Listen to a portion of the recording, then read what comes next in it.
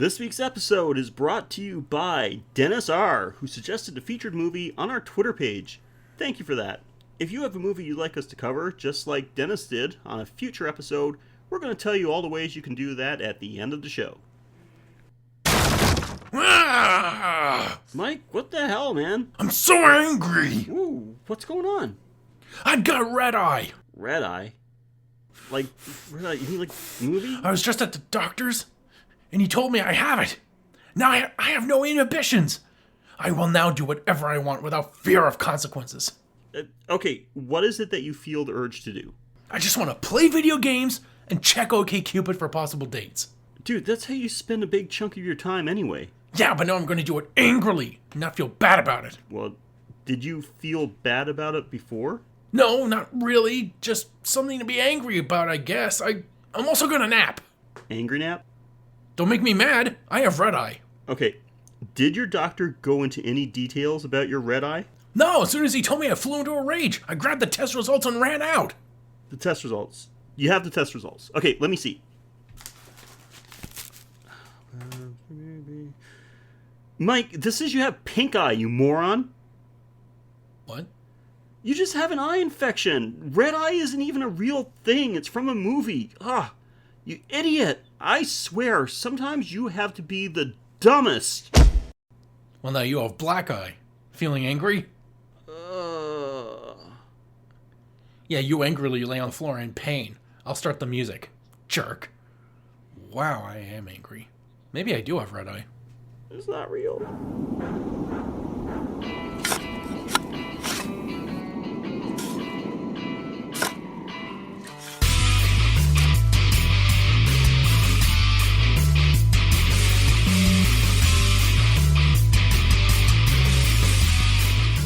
Welcome to episode 86 of The Graveyard Shift, where each week we watch a horror movie suggested by one of our listeners, and we break it down into the good, the bad, and any other category we decide to make up when something doesn't fit in either of those. We'll talk about the plot, some production details, and anything else we find fun or relevant. I'm your host Sheldon, and I never worked a graveyard shift alone. Please say hello to someone that has a surprisingly fast right hook, my co-host Mike. Hey, everybody. Mike, have you ever felt like just knocking out your boss? I felt like knocking out people ancillary to my boss.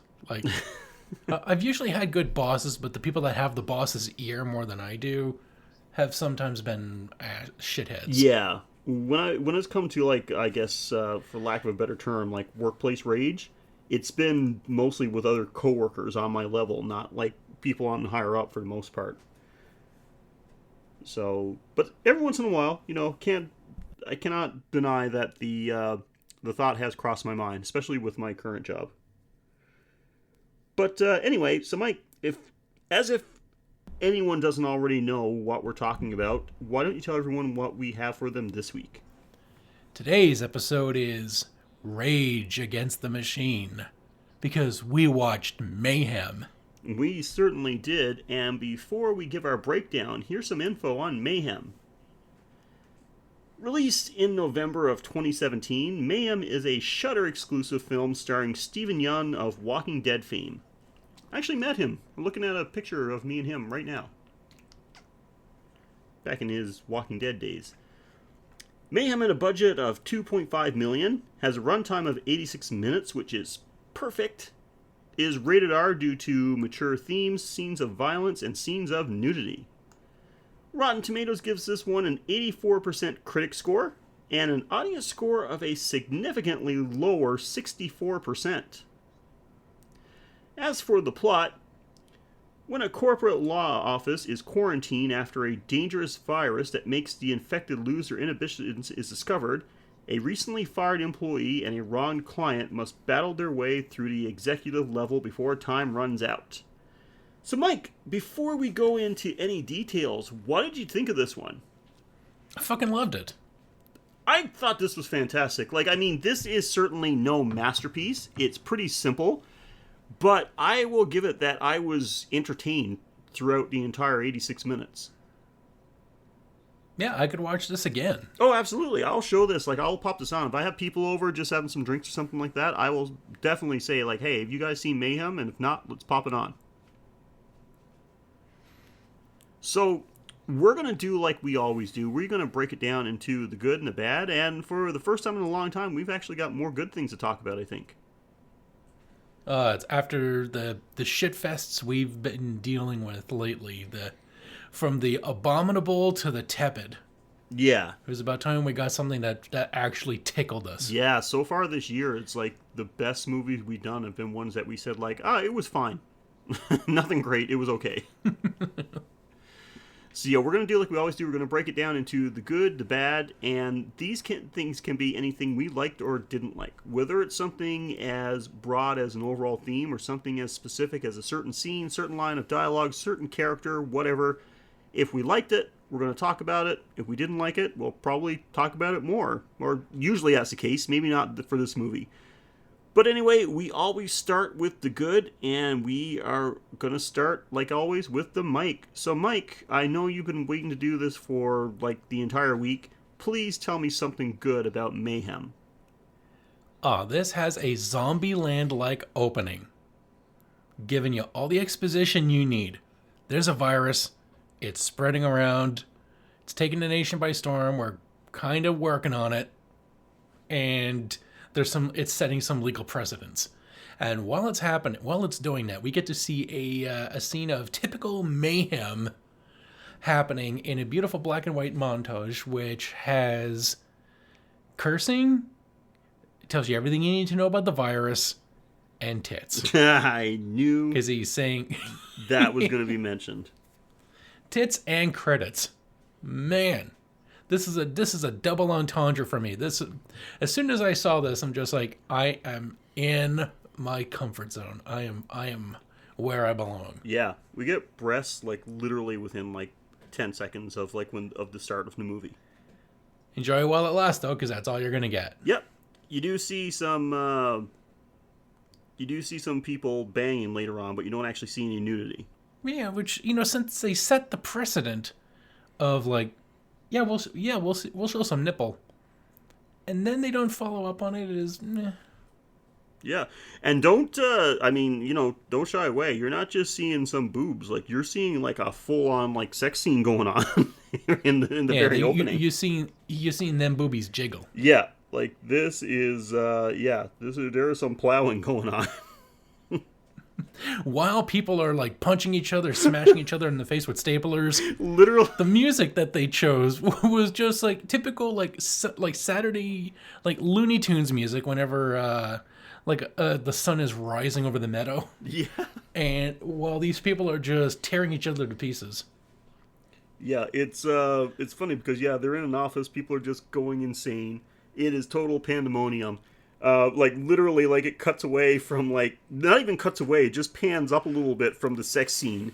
And we just see, one guy, just throw another guy across the office. And another guy who seems to be, just staring off into space gets a glass smashed into his face. Yeah, he's just sitting there not doing anything. He's just, pretty much taking in all the chaos and just gets smashed across the head. And there's people all around, just random people chasing each other back and forth. One guy is just sitting there smiling happily with just ripping papers out of a file and throwing it in the air. It is just fucking absolute just insanity. It lives up to the name, Mayhem. Yeah. And the whole while, there's a whichever room this is happening in this office, there's a TV on the wall, and it's broadcasting a news report talking about the effects of the red eye virus. And we get some narration from Stephen Yeun, and like you said, it just everything you need to know about the virus, and basically this whole setup for the movie is right there in that first 2 minutes. They didn't waste any time. Yep, so your turn. So yeah, great way to start it. Man, I gotta say, Stephen Yeun, he's a fine fucking actor. He is so fucking believable in, whatever role he's in. And now I am going to admit I've only seen him in 2 roles. One is Glenn in The Walking Dead, and now this. But yeah, like he really like plays it up. Like it starts off with his character being so innocent, just out of college, got his first real job. His career just started. The various stages of him in the elevator. Yeah, it starts off with he's so fresh faced, showing up with his backpack and like business casual kind of outfit. Then he's like, you see him like 6 months later and he's actually in a suit, to like a couple years later and he's actually like got his corner office, showing up with his black suit and his shades on. Right? But and he keeps getting more miserable as he gets more successful. Exactly. They played it like he's all smiles at first. He's a little more serious, and the second time you see him, then the third time he just looks so like, oh, I wish I was dead. So like they literally display it like that's what I said. Like they really display it as if like you can see he's becoming more and more successful, but he's becoming more and more miserable, and that was just freaking awesome. But despite like how miserable he is, they actually still show it too, like that he's still a good guy, because he actually stops one of his coworkers from berating his secretary,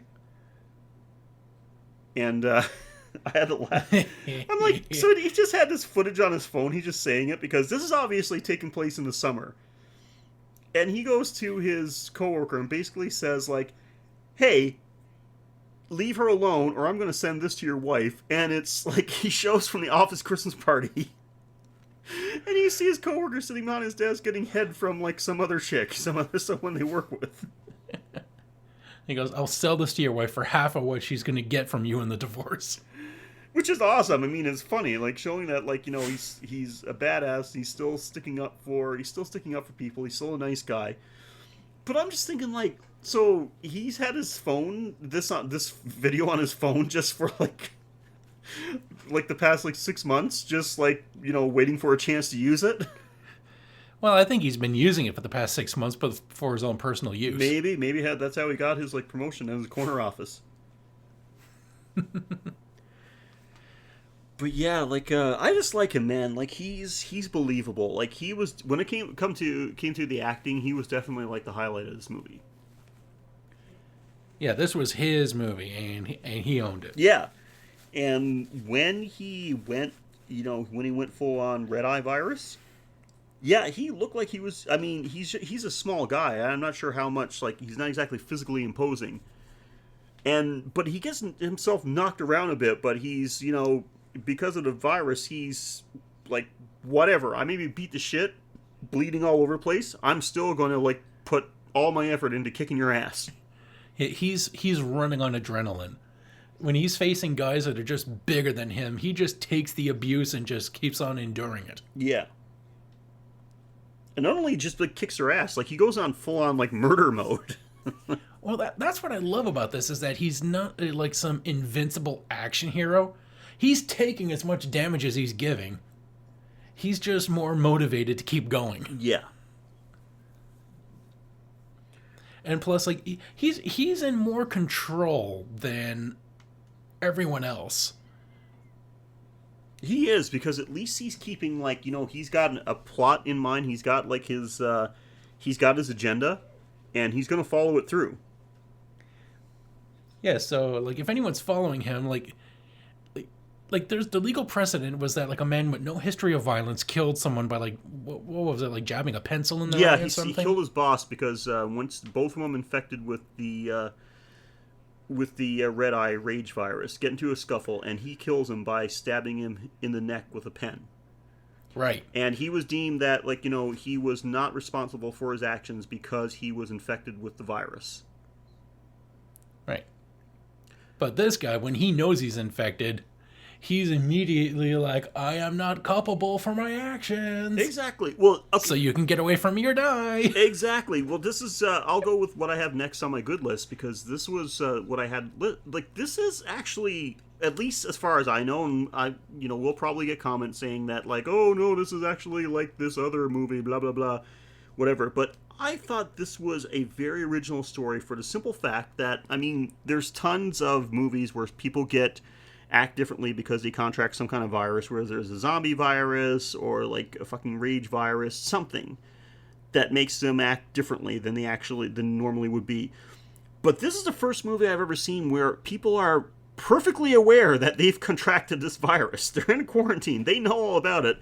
This guy gets let go from his job and wants to do something about it, knows he's infected, knows the building's in lockdown for 8 hours because that's how long it takes for the virus to pass, and says, I've got to go either force my boss to give me my job back or kill him, and I've got 8 hours to do it so I won't be legally liable for it. It is... And the way that they keep referencing it, I think they're the firm that got him off. I think so. The way they keep referencing it, it sounds like they're the guys that did it. So even the boss is just like, damn, fucking precedent, like he's regretting what he's doing. Yeah, now when it makes it clear that when his employee has made it clear, I am going to murder you. Yeah, exactly. My next good is the his direct boss, the Siren.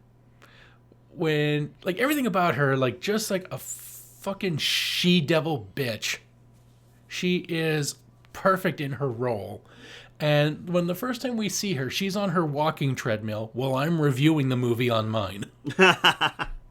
Like, everything about her is great. Like, even when she decides to frame Derek for her terrible decisions, and they take it to the boss.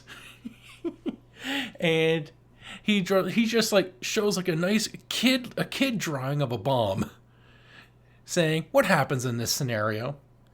And she's like, everybody dies because the fuse is already too far down. They can't run away in time. So what happens? And then like she draws like someone diving on the bomb. And then when Derek explains how he never touched the file, the boss says, so who do you think should take the fall for this? And then he just draws a pair of tits on the soldier. Yeah. Exactly. Yeah, so that was pretty good. I did have a chuckle at that because it was so stupid. Like, this is the way the guy explains like the situation by drawing this, like, and I mean, this is amateur hour. This looks like somebody's kid on the set drew this picture. It looks like it's drawn in like pencil crayon. Oh, I think it was. Yeah. But this guy fancies himself like kind of an artist, so that made it even better.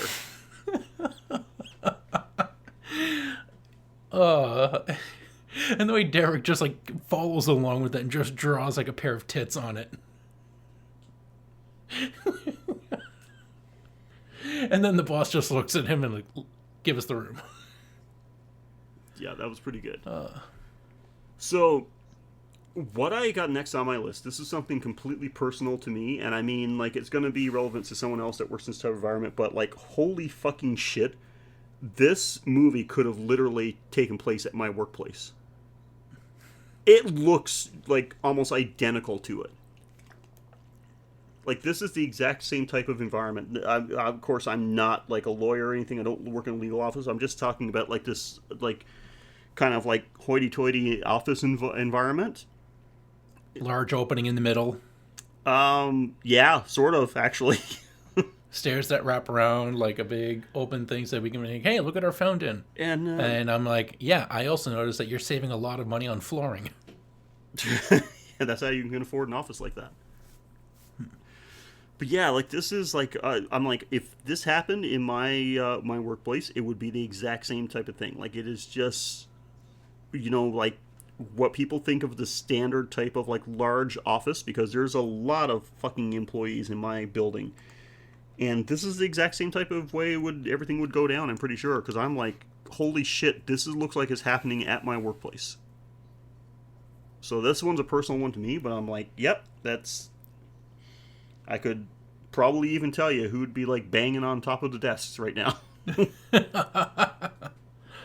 Yeah, everything like, that's what made this movie so accessible, was that it looks like almost everybody's office. Yeah.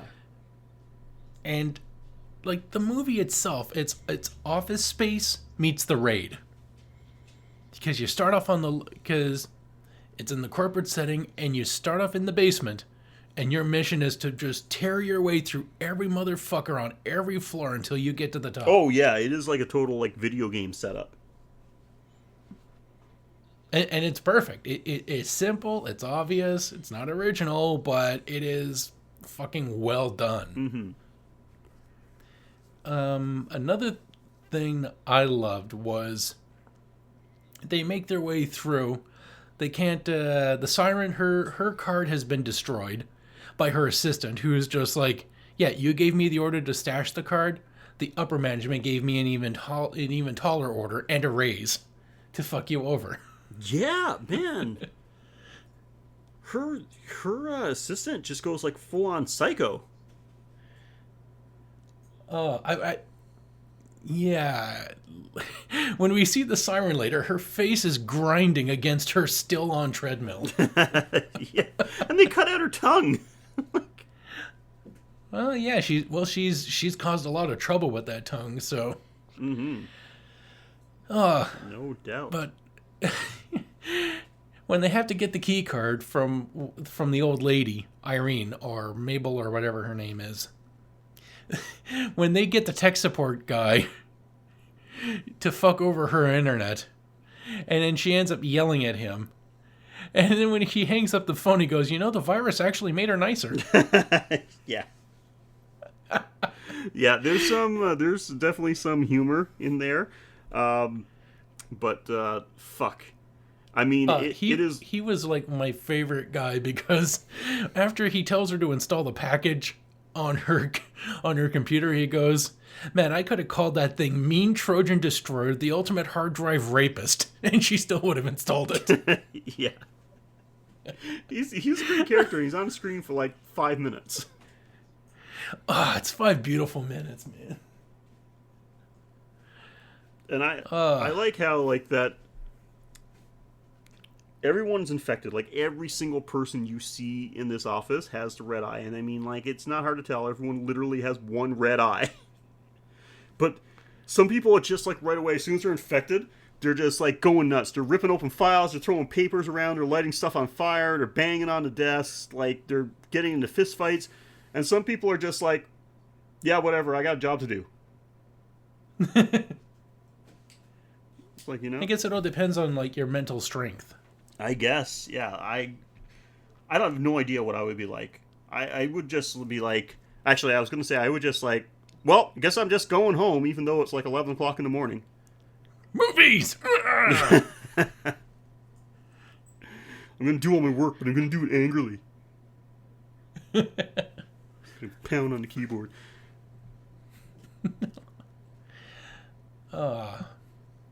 There was so much good in this movie. Like, all the fight scenes were like violent, gory, hilarious.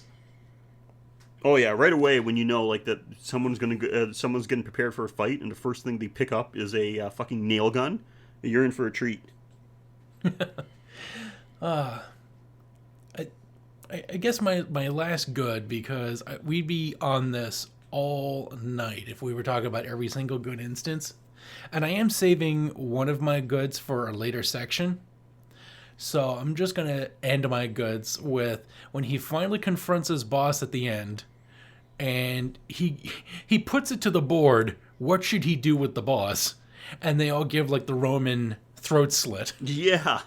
I like how they even go into an explanation about like the Romans, because he was like, you know, a lot of people think the Romans gave the gladiators either a thumbs up or a thumbs down, but he's like, no, they gave them a thumbs up or a sideways thumb, which represented slitting their throat, because that's how they'd finish off their defeated opponents.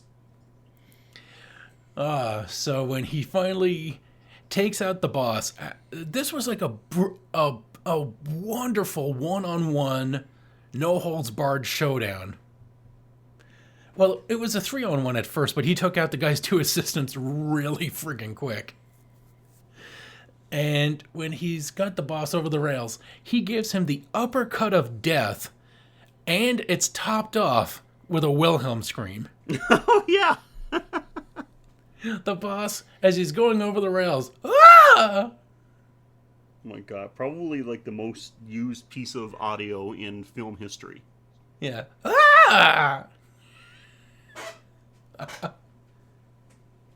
So good. And a beautiful slow motion fall. Oh my god. And like you could tell, like, man, the people that made this movie, they were having so much fucking fun because this was their chance to just do like whatever over the top type of scene they could think of. They just did it. It's like when I can't remember the character's name. I keep calling him Glenn. I think it's actually Derek in this movie. Stephen Yeun's characters anyway. When his boss is like, when they talk to each other, they're talking back and forth. As like his boss, just to piss him off, he gets like his security guards to bring up the body of his friend that they killed, just so he could piss on it on video and send him the video. The boss is so fucking beautifully petty. He's just like, every time he's talking to him, he just like reaches in his pocket and like pulls out like a handful of coke and starts snorting it. He's got like the fucking like red eye rage, and the whole time he's literally doing like handfuls of coke the whole time. He's like fucking Macho Man with the creamer. He's like, the coke rises to the top. Oh my god, it is like the fucking best. And he's like, "Hey, this your friend? Huh? And it just starts pissing on him. And then Derek sends him videos of him like with the Reaper set on fire. Yeah, literally. They kill like the HR guy, the Reaper they call him, because he's the one who always, shows up to tell you you're fired or whatever. And like, they kill him to get his pass card. And like, brutal fucking fight, man. Like the Reaper puts up a fucking fight. He's called the Reaper for a reason, but he goes to take out the girl, and she gets, what is that? It's a miter? No, it's not a miter saw. What is it? It's like a tiny little hand saw blade. Yeah, thing? it's like they just got like this little like grind, like a little hand grinder, but you got like an actual like a small like rotary saw blade put on it. Oh, and she just like rips his chest out. Like literally drives it through his chest. She reminds me of Jillian Jacobs from Community. I thought it was her for the longest time. Oh yeah. Who is she anyway? I didn't like. I've seen her in things before, but I didn't look it up or anything. I have no idea who she is, but she is cute. Man, just about every single person in this movie was cute. Every female was like pretty gorgeous. And great comic timing. She was fucking hilarious as well. She is Samara Weaving. What has she been in? 3 Billboards, Babysitter, Bad Girl, Smilf. What the fuck is a Smilf? Oh, Southie MILF. It's like some I guess it's like an analog of Shameless, but for like South Boston gals. She was actually in Ash vs. Evil Dead. Shit. She played Heather. I don't remember her being on there though. I haven't seen season 3 of it yet, or even finished season 2. I finished season 2. I haven't seen season 3, which I need to get on because that show is fucking amazing. But yeah. Any other goods before we get into the meager criticisms? Just overall, man, it's just like this movie is just a good time. This is no masterpiece. This is not going to be like a highly regarded classic or anything like that. It's not like, groundbreaking cinema or anything, but it's original, it's entertaining, it's fast paced. Like there's not a single boring moment in the 86 minutes runtime. Like you're either getting like you're just entertained. Like it is just moving so fast. Everything, like you're either getting a good fight, just people freaking out, just chaos everywhere, some sex scenes, or just like people just like goading each other, just like harping on each other the whole time. Oh, one thing I forgot to put in the notes. The sex scene. While I did have some problems with it, and I'll get to them soon, but when they were done, she goes, "What next?" And he goes, "Well, we can get an apartment and a dog." She goes, "I mean the floors. How are we going to get upstairs?" Yeah, so just Yeah, oh my god, I kind of forgot. Like, yeah, that the two leads, like they had a sex scene like just out of the blue right there, just sitting on the floor and kind of like this was after like the big battle, wasn't it? Like with the sirens cronies. Yeah, I think they were trying to find a way to get the old lady, and they I think they tried something, but they're just like, we're just gonna have to wait. And then they're just like, I don't want to wait. I want to do something. Yeah, me too. And then they just started like making out. And then after that, they're just like, yeah, nothing's happening. We should go to the IT guy. Yeah. Well, yeah, like it's like I said, this movie's just a good time. It's short. It's just pure like entertainment. Like I said, there's nothing spectacular about it, but you are definitely going to be you're going to definitely going to enjoy it for sure. All right, I know this is a tough one, but yeah, let's talk about the bad. Okay, so since you started off with the good, you always start with the good. I'll start off with the bad. While this movie is entertaining, the dialogue in this movie is just ridiculous. There are lines in this movie that are pretty cringy. Not cringy to the fact that like eye rolling or anything like that. I'm just saying that it's obviously written on a bit of the dialogue's written on a bit of an amateurish level. Like people, I guess the best way to explain it is that people just don't talk this way.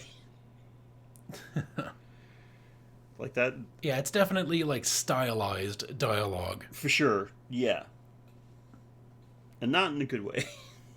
It's like they're talking like they know they're in like a chaos comedy, like an action comedy. Yeah, people don't speak normally, and not even before. Like, I mean, you could give it a pass once the red eye virus takes a hold of people because it's making people act weird anyway. But even before that, I just want to note to put down is like, why is everybody talking like this? Like, this is not the way people carry out normal conversations. They want every viewer, even the simple ones, to know who is good people and who is bad people. Yeah. Like, honest to God, the siren reminded me of Uma Thurman's Poison Ivy in like the fucking old Batman movie. The way she moved, like her actions and the way she spoke, I'm like, what the fuck? Like, a little over the top there, lady. I just know that if like Jordan Peele makes like a satire version of Get Out, there's going to be a villain named Poison Ivory. Poison Ivory. You know who she's going to be modeled after?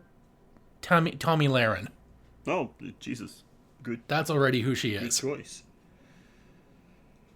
Okay, so Mike, I know this hurts, buddy, but tell me something bad about Mayhem. A sex scene with no tits? It happens, dude.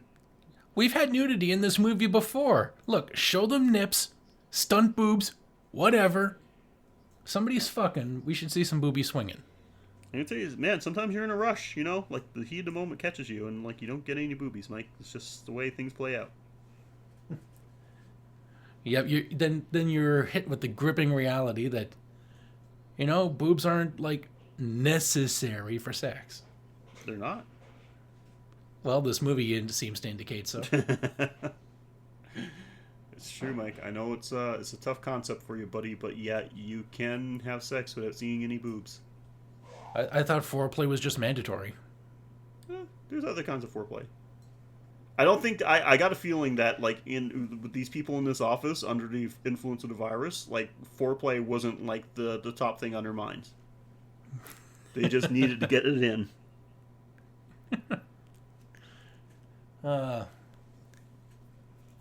Okay, what's next? For the bad, okay, I kind of already alluded to this a little bit, but everybody they're quarantined, locked in this office. Everyone has a free pass about like their actions. There's no, they have no legal responsibilities, about what they do. Why are there so many people still listening to their bosses? Like the security guys, even some people's like personal assistants are just so like whatever their boss says, they're just like, yes sir, and just run off and do it. It's like, Yeah, the siren shows up and she has like a squad of assistants behind her. I love the way they're dressed up oh like my the god, warriors. they are gone like full out like Mad Max and like Office Mad Max. I'm expecting them to be like banging a bottle on their desk in their fingers. Yeah, like people like they got like their like they've got their sleeves ripped off. One guy got like a couple of guys actually got they're using their ties of like as like headbands. One person just has like dye written across their forehead. I think it's printer ink. Yeah, That's probably what she used. I think so. I think their faces all marked up like yeah they're using printer ink like as war paint. It's so fucking ridiculous. You gotta love it because they know they're pretty much like we're in a cartoon. Yeah, and one guy's like they're trying to act tough, like they've got weapons, like makeshift weapons. One guy's just holding a stapler, and I'm like, I put it on my notes. He's holding a stapler, and I said, like, man, you are so lucky the RCMP isn't around. Remember, like, it was all over the news, and of course, this is Canadian news, so for any of our American listeners, you know nothing about this. Because you think, like, our police are all chill and everything. This is about 5 years ago.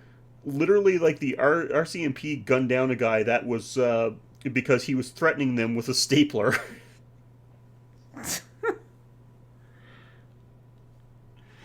Oh yeah, we've had cases like didn't the Mounties like taser someone to death? Oh, yeah. Yeah, I know, like, right here in Toronto, there was a couple of years ago a guy that had mental issues, had a pocket knife, took out a pocket knife, started threatening people on a streetcar. The streetcar was empty, everybody ran out, and the police from 40 feet away gunned him down. Like, he was, like, shot, like, 16 times or something by the police from 40 feet away because he was holding a pocket knife and threatening people. Yeah, which, like, just to let you know, pocket knives are legal in Canada. Like, yeah, I mean, you can't, like obviously you... Up to a certain length, like, isn't it, like, up to 6 inches? You can't, yes, and you can't threaten people with them, like, no matter what, you can't threaten people, but, like I said, like, the danger was over. Everybody was off the streetcar. He was surrounded by police. There was, like, 16 officers had him surrounded. They're 40 feet away. He didn't come at anybody. One of them just opened fire, and the other ones just followed suit. Wow, it's like we're not really that different from Americans. Just like a little more restrained, but apparently not that much. Yep. Don't piss off the police, man. Jesus Christ. But anyway, we were talking about Mayhem. So yeah, it's I'm not sure what else to say. Like, I mean, like, it just that, like, I just thought it was weird how everyone else has just gone insane, but yet there's certain people that are just like, oh, whatever, I'm just doing my job. I'm full of rage and I want to kill people, but, my boss wants these reports, so. Well, maybe they're just like ingrained. Like, remember, it's supposed to release your id, reveal who you truly are. So maybe they're just like subservient lapdogs, even to their core. They're just a bunch of spineless yes men. Even with their limiters taken off, they'll still do what they're told. Mm-hmm. All right, so this brings I'm gonna ask a question because like my wife asked me this while we're watching this movie. So you're at work, you get infected with the red eye virus. Based on what you know about yourself, what's the first thing you're gonna do? Leave. Just like leave, but you can't leave the building because it's under quarantine. Oh, then that's when I would just start looking for... I would seize command of the radio just so I can listen to some music. And I would control the station. Like, none of this easy listening, none of this country shit. Like, I'm going to be listening to either a little hip-hop, some ABBA, just tear through the music section. Because, like, the last job I can reference is working at the Salvation Army. Boo. So I'd be the St. Vincent de Paul, if that makes a difference. And just tearing through the music section, putting on the best music I like, whatever I can find there. There's probably some good albums in the CD section, and just snapping the bad CDs I don't like and using them as shivs to anyone who tries to fuck with my stations. I control the music. You can have the jewelry section, you can have the toys, you can have the clothes, you can get the little porcelain racist knickknacks that you find over in the potpourri section or whatever. I get the music until I can leave. I don't know, I'm not that exciting. What about you? Me? Oh, I immediately, I just get naked. Not for any kind of sexual reason, anything like that, just because, like, I don't want to, I'm more comfortable without any clothes on. And it's like, I'll just walk around the fucking office naked and just, like, still probably keep doing my work, but, like, walk around naked and just eat a bunch of junk food. You go full caveman mode. Yep. It's like, wouldn't get violent, wouldn't get aggressive in any way. It's just like, nope, clothes is coming off. Yep. I'm naked in the office, and you're welcome. Or you start calling the wife and having some very interesting chats. Yeah. While you're naked, you're just like, well, I might as well cyber the wife. I can't leave, so if you can't be here, the next best thing, show him. My wife said, and then nobody cares, or nobody can. Well, the best was my wife. She said, I'd go to the kitchen, take like the drawer full of silverware out of the kitchen, and just like start running around and throwing it at people.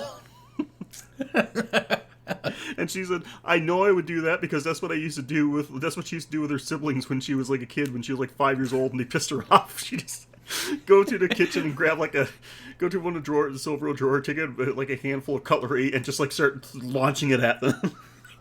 So she's a ninja. Pretty much. You married a ninja. Sometimes she'd wait till they were sleeping. And just like open up their bedroom door and start launching silverware at them. That's who she is at her core. She's Ryo Hayabusa. I keep telling her she reminds me of like Woodstock from Charlie Brown because she like has an angry streak, but she gets angry, but it doesn't matter because she's so tiny. It's not like she could hurt anybody anyway. So she's just like, she gets angry and she's just like, and that makes her even more angry. So that's awesome. My next bad is they killed the yoga friend way too soon. Oh yeah, I thought he was gonna. He showed up during the breakdown. I thought like him being, since he's so zen and calm, the voice of reason, that he was going to be like the secret tornado. But no, he just shows up, saves the guy, and immediately gets a board in the back of the head. Yeah, it was pretty quick. He went out way too quickly. Like, and both Annetta and I said the exact same thing. It's like, oh man, like I liked him. He's dead already. Shit. And yeah, went out not the I mean, he went out like a hero because he was trying to save his buddy. You know, even with all this stuff going on, he could like just say like he didn't give a shit, but like yeah, he tried to save his buddy, but like gets knocked backwards into like a board, like jams a nail into his head. And then gets pissed on after he's dead. What was that Jeremy Piven movie where the hooker dies the same way with a coat hanger in the head? Very Bad Things or something? Something like that. Wasn't like Christian Slater's in it, right? Where the guys are having a bachelor party and you hire a stripper. Yeah. And the guy like pays her to have sex with him, and like I remember this vividly because like they're doing it in like they're having sex in like the most ridiculous way. Yeah, standing up, spinning around the circle like a fucking moron. And immediately at the end, he just like slams her skull into a fucking hanger, like a wall-mounted hanger. Yep. And it just escalates from there. Like they end up and then like, accidentally what do we do with the body? Then like the security guard finds him and they have to kill him. It's like yeah, I've seen that movie once, but like I do remember that scene, and that's mostly what I remember. It's like, who the fuck has sex like that? Someone who doesn't know what to do with the body. Yeah, I guess so. So yeah, I don't really have anything else bad to say. Like those things are minor things. So but that's it for me. Well, my last minor one is we have no idea what happened to Maud, the receptionist.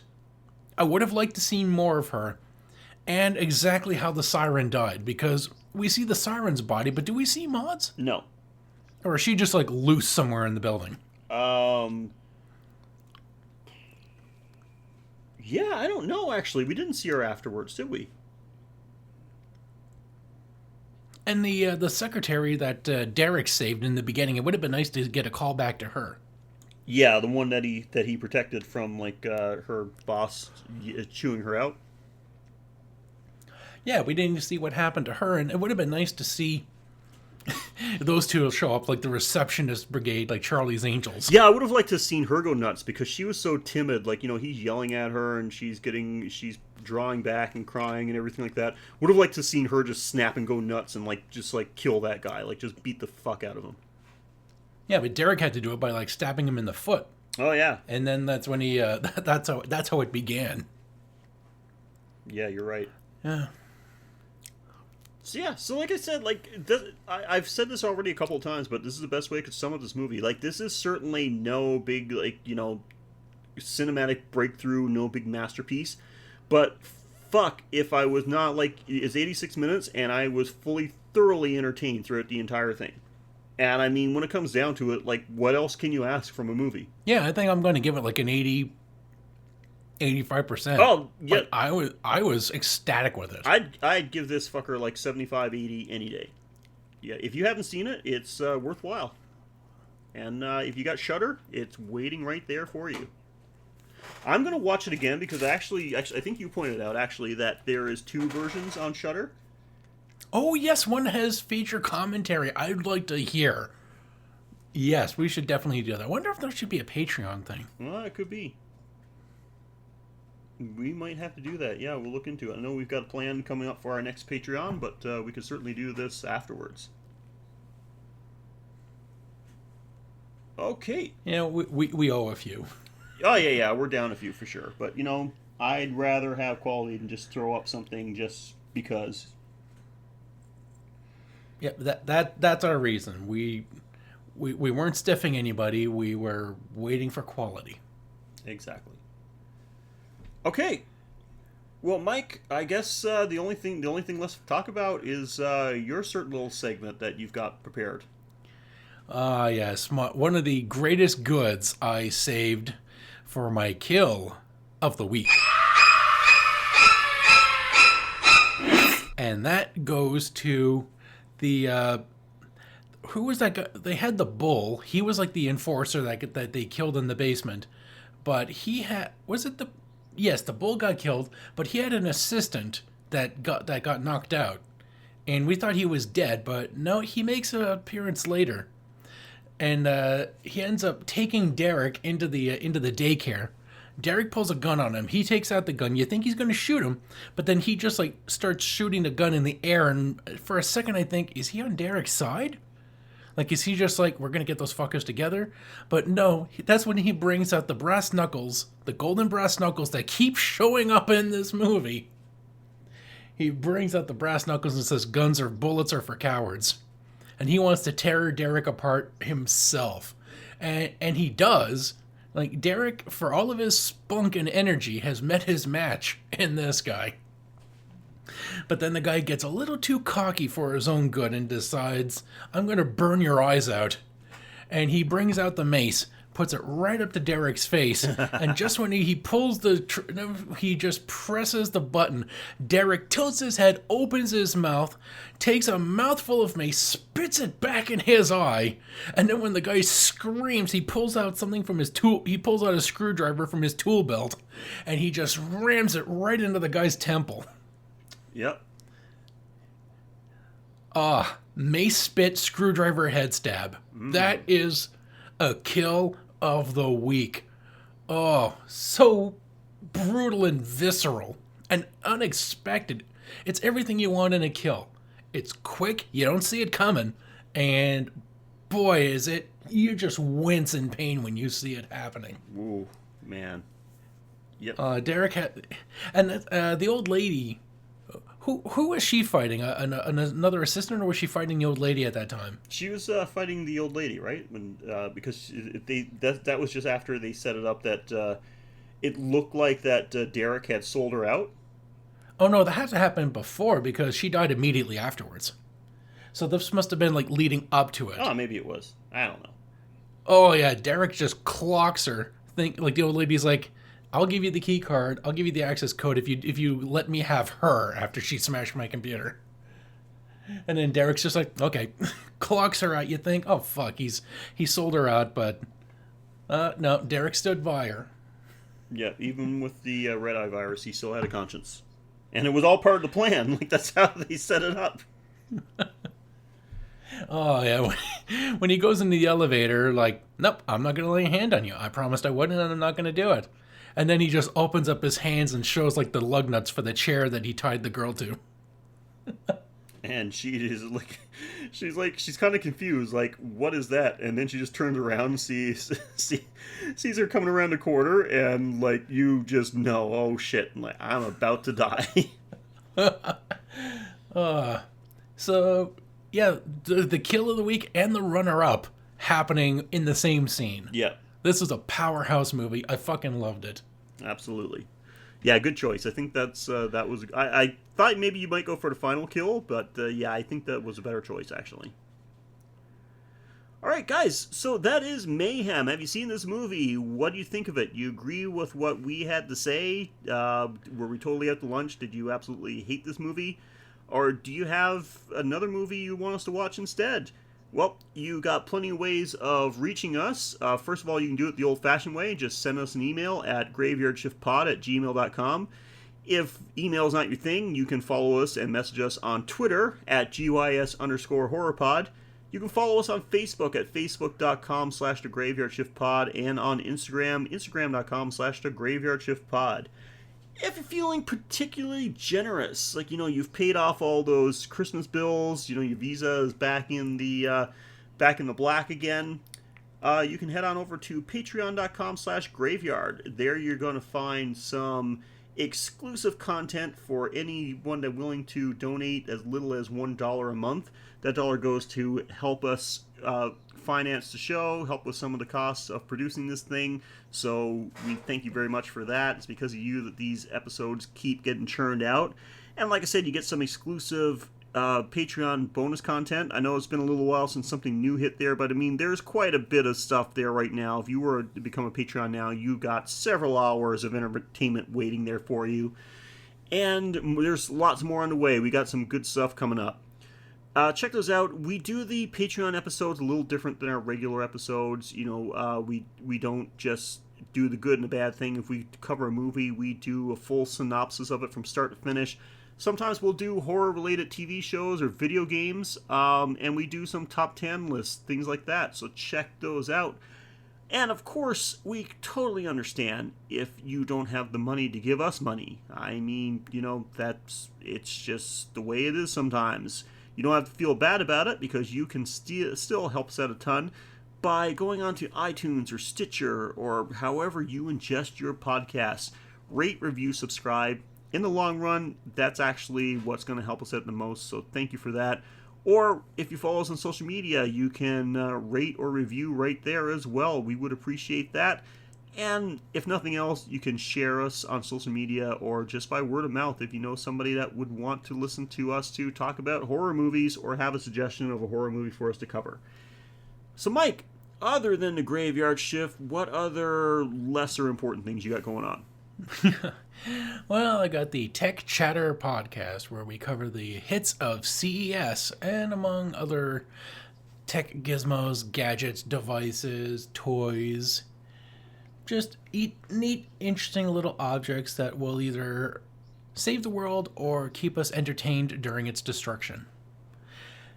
And then there is the Playing with Power podcast, still in action with me and Ivan from the Taste Test. So Yay! You can me and Ivan will either play video games from the past or read the magazine that talked about those video games from the past. That's good. Ivan's a good dude. He's, I know, like, nobody likes to see, like, when you're used to listening to a show, see any of the original hosts leave, but Ivan's a good dude, and he's a good replacement, so you should check it out. Yeah, and you can even hear Ivan on the Zombieland episode of this podcast. Yeah, we've had Ivan on the show. We got to get him back sometime too, because that was. Well, I mean, actually, the reason why we hadn't have him back is because, like, literally, I think he told us at the time, like, Zombieland was the only horror movie that he actually likes. So maybe he won't. Maybe he doesn't want to be back. Yeah, exactly. Or maybe 2 podcasts with me is enough. Maybe that's it. Maybe that's like, his he's reached his mic limit. But yeah, check them all out. They're all quality shows, guys. So for sure, like if you're looking for some video game content, you definitely want to check that out. And especially Playing with Power. That was actually the catalyst that started this show. So we owe a lot to that one. So if you could, give it a listen. So guys, that is our coverage of Mayhem. We're going to be back next week with another horror movie. We had one on tap, but I think after a little conversation, we might want to switch some things around, and we might be doing something a little bit special. But be tuned for that. We'll talk about it more next week. Until then, I'm Sheldon. And I'm Mike. Thank you again for joining us on the Graveyard Shift.